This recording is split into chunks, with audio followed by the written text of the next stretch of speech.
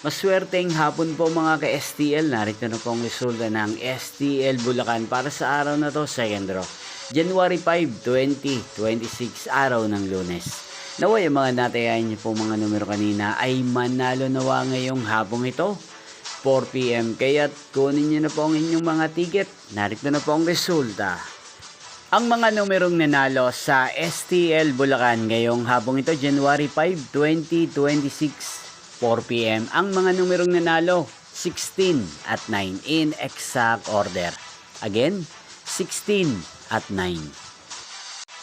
At ngayong hapong ito sa STL Bulacan natin pong i-shoutout ang lagi pong nanonood sa channel na to, si Kuya Albert ng Bulacan.